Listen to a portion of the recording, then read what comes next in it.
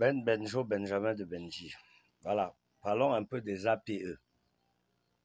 Depuis le 9 juillet dernier, le délégué, je vous l'ai dit, régional de l'enseignement secondaire pour la région de l'Ouest a commis un communiqué sur haute instruction de Madame le ministre des Enseignements secondaires qui faisait état de ce que l'année scolaire 2024-2025 verra la suspension de l'APE, de l'APEE, Association des parents d'élèves et enseignants.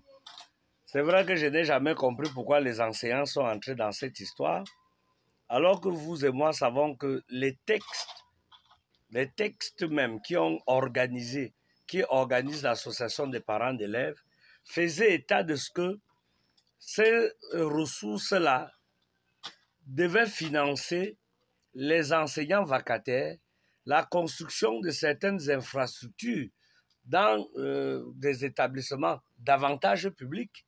C'est vrai qu'on a élargi dans les établissements privés. Quand vous venez nous ajouter votre enseignant là, c'était généralement pour prendre le contrôle. Et c'est pour ça que jusqu'à présent, il y a grogne. Il n'y a pas entente entre les parents d'élèves qui n'ont plus le monopole de leur association et vous qui êtes devenus les patrons de l'association des parents d'élèves. Alors que c'est en soutien seulement aux établissements. Regardez par exemple, le ministre était obligé de mettre le plafond de l'APE. J'ai dit le plafond à 25 000. Parce que vous étiez même déjà jusqu'à 40 000. Dans certaines zones du Cameroun, l'APE était même supérieur aux frais de scolarité. Vous savez, l'école publique, dans son organisation depuis la base, a été pensée pour les enfants des fonctionnaires, donc les gens qui n'ont rien. Même l'État sait que comme il ne vous paye pas bien, il avait pensé que les établissements publics devaient tenir compte de vos salaires, même donc de votre train de vie. Alors aujourd'hui, les riches inscrivaient leurs enfants justement dans les établissements privés parce qu'on disait que les établissements privés s'organisaient et avaient déjà toutes les infrastructures. L'établissement privé aujourd'hui, c'est les pauvres qui vont là-bas et les établissements publics aujourd'hui sont infestés des enfants des riches. Il faut bien qu'on nous explique ça.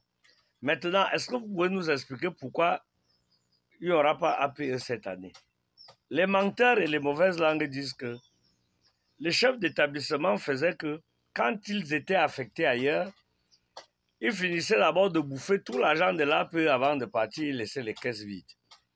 Alors qu'on est en train de réorganiser comme ça pour faire les affectations avant. C'est-à-dire qu'on s'organise d'abord et après on vous affecte.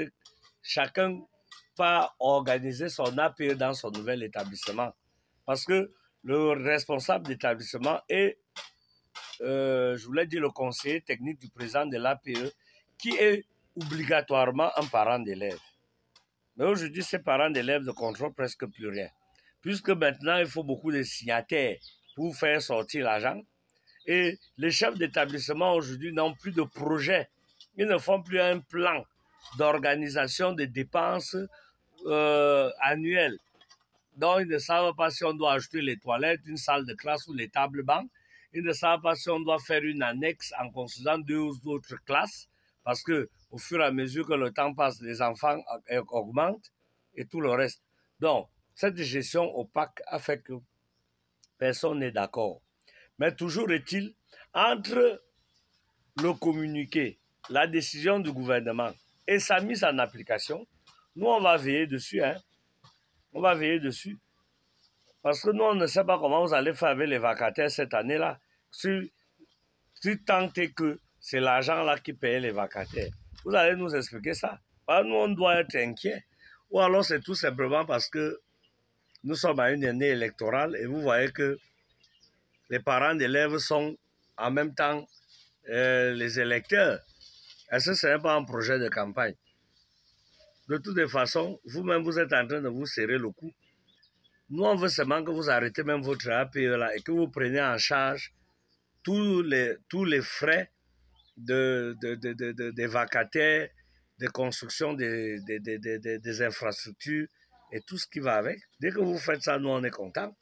Hein? Vous croyez que quel est le parent qui veut payer jusqu'à 40 000 de frais d'APE? Et c'est même exigible. Tu dois même d'abord payer ça avant que ton enfant entre à l'école. Et votre APE, là, que vous avez ajouté l'enseignant sur ça, il faut qu'ils sortent de ça.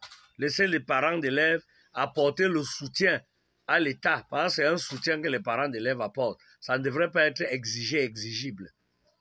Voilà. C'est ce que moi j'ai dit. Et j'ai fini de dire ça. Vous savez, je sais que vous avez les Prado noirs, mais moi, je vous dis ça. Alors moi, je suis